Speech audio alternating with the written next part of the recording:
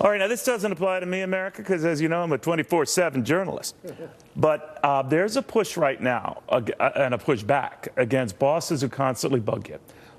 You're out of work, but they're not out of emails or texts reminding you, do this, do that, do this. And I understand it's got to be an exasperating moment now, so much so that my next guest said there ought to be a law. Well, fortunately, he's a councilman, and he can make a law, at least in the New York City area, to say, stop it already. He wants to have a 5 p.m. cutoff. Your boss can't bug you.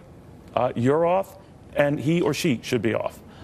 Here to sound off is the guy who came up with it, Councilman Rafael Espinal, who joins us right now. Council, good to have you.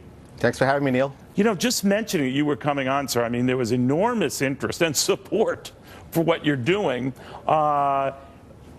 from worker bees, not from the bosses. But what made you come up with this?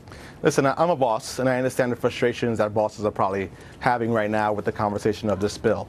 But the reality is that we have millions of workers, not only here in the city, but across the country, who feel overburdened and overworked. And this bill will give them the opportunity to draw a clear line of when their workday begins and when their workday ends. We have to make sure that our employees are not overworked, that they have the opportunities that they need to spend time with their families, decompress, release some anxiety, and go back to work the next day feeling refreshed and be able to perform at the optimal level. What's so wrong with a boss just, reminding a worker, I'm going to need that sales presentation tomorrow or add this to that report tomorrow? What's so wrong with that?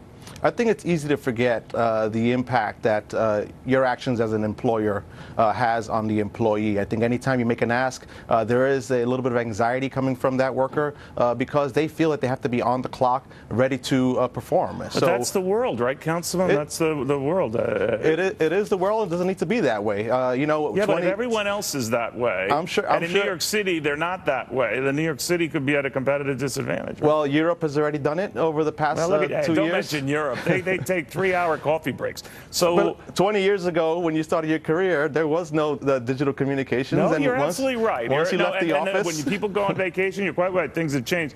But I'm just wondering what it does or says about productivity, because would that extend to coworkers then emailing or reminding each other or texting each other about something that's coming up the next business day? Where would you be drawing the line, and what would the punishment be? No, we're drawing the line at the employer level. I think there's less stress if you hear from your colleagues.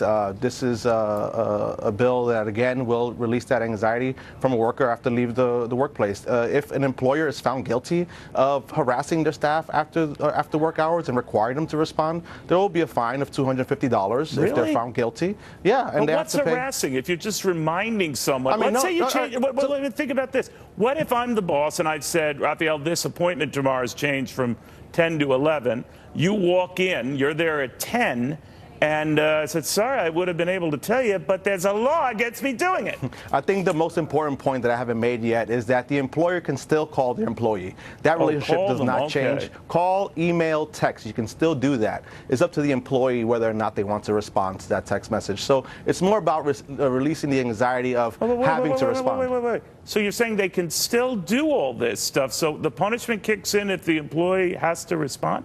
The punishment kicks in if their employee is required to respond or feels harassed to respond. I see.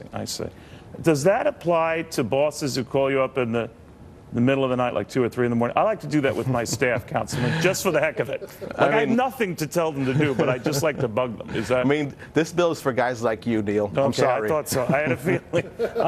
I had a feeling. Councilman, seriously, I mean, it's a big point of debate, and you do raise some legitimate issues. I appreciate you taking the time. Thanks, Neil. All right.